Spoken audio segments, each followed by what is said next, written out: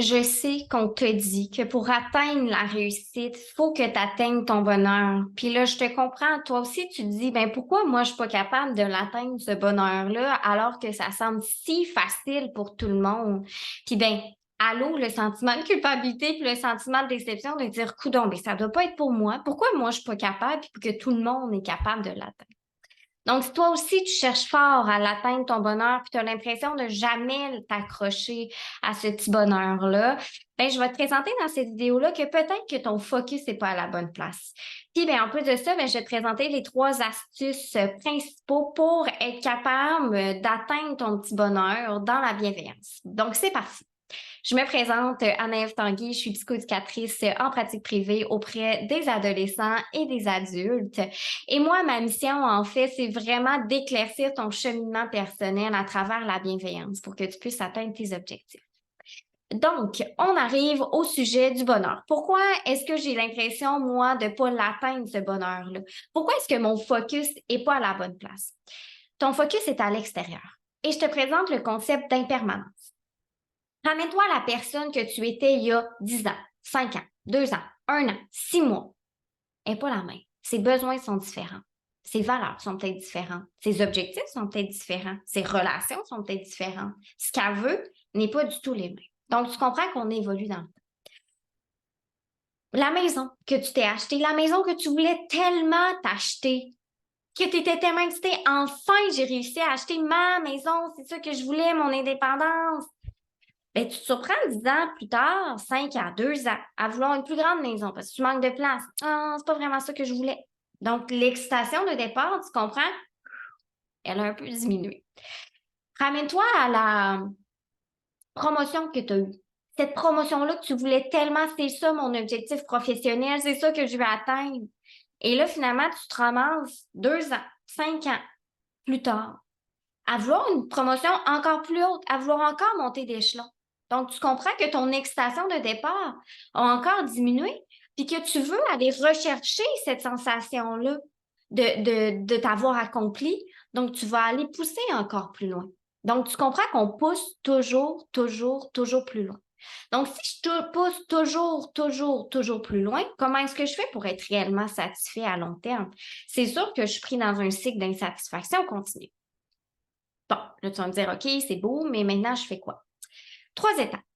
Premièrement, comprends le concept de mouvement de ton équilibre. Un équilibre, on n'est jamais en équilibre 100% de notre vie. On vit continuellement des déséquilibres, des petits, des grands déséquilibres pour tout le monde. Un déséquilibre fait juste indiquer que peut-être que tu n'es plus pas que tu n'es plus à la bonne place, mais à te ramener à dire, oups, où est-ce que je suis actuellement? Est-ce que ça me convient encore? Est-ce que ça répond encore à mes besoins, à mes valeurs? Et qu'est-ce que je pourrais faire pour retrouver justement mon petit équilibre? Pour être bien avec ma propre personne. Pas qu'est-ce que je pourrais atteindre à l'extérieur. Moi, qu'est-ce que je pourrais faire pour réatteindre cet équilibre? 2, un peu en lien, ressens-toi avec ta personne. C'est quoi? Apprends à te découvrir. C'est quoi, moi, mes besoins? C'est quoi mes valeurs? Puis quelle action est-ce que je pose actuellement dans mon quotidien qui répondent ou répondent pas à ces besoins-là ou ces valeurs-là? Est-ce que ça se peut qu'il y ait comme une valeur par défaut? Est-ce que ça se peut, par exemple, que le travail soit rendu ma valeur par défaut, puis mon Dieu, c'est pas ça que je veux pantoute, là. Donc, j'ai comme un peu l'impression de vivre en discordance avec ma propre personne. Prends le temps de te découvrir. Troisièmement, l'autocompassion. Et là, je dis toujours à mes clients, ils trouvent ça toujours un peu drôle. Imagine ton discours interne. Si c'était une personne, une petite madame, un petit monsieur, il serait habillé comment? Il porte-tu des lunettes? C'est quoi ses cheveux? Il est-tu grand? Il est-tu petit? Comment il parle? C'est quoi le ton de sa voix? C'est quoi les mots qu'il utilise pour te parler? Est-ce qu'il parle fort? Est-ce qu'il parle doucement? Est-ce qu'il parle vite? Est-ce qu'il parle lentement? Puis au-delà de ça, c'est quoi tes émotions à toi quand ton petit bonhomme à l'intérieur de toi, ton discours interne te parle? Comment est-ce que tu te sens? Qu'est-ce que ça te fait ressentir? Tu te sens-tu sécurisé ou tu te sens inadéquat? Tu te sens triste? Tu te sens pas à la bonne place? Toujours en train de pas réussir ce que tu souhaiterais? Donc, voilà. Comment est-ce qu'il pourrait finalement être sécurisant pour toi? Donc voilà, comprendre. C'est quoi le concept d'impermanence? Que tu dois absolument te recentrer sur toi parce que tant qu'on est dans l'atteinte d'objectifs extérieurs, extérieurs, extérieurs, extérieurs, extérieurs, puis qu'on ne se ramène pas à soi, on est dans ce cycle d'insatisfaction continue. Ramène-toi à la découverte de toi. C'est quoi tes bonheurs? Oui, c'est quoi tes besoins? C'est quoi tes valeurs à toi? Où est-ce que tu t'en vas pour ta propre personne à toi? C'est quoi les actions concrètes que tu poses dans ton quotidien? Et 3, dans l'autocompassion, comment est-ce que tu pourrais arriver à être un petit peu plus sécurisant envers ta propre personne, te respecter, te choisir, toi, à l'intérieur de tout ça? Donc, si ça te parle, ça, je t'invite à répondre. Moi, je veux savoir en commentaire, toi, quelle place que tu accordes dans l'autocompassion dans ton quotidien? Est-ce que tu y accordes déjà une bonne place ou est-ce que tu aimerais peut-être y accorder une plus grande place?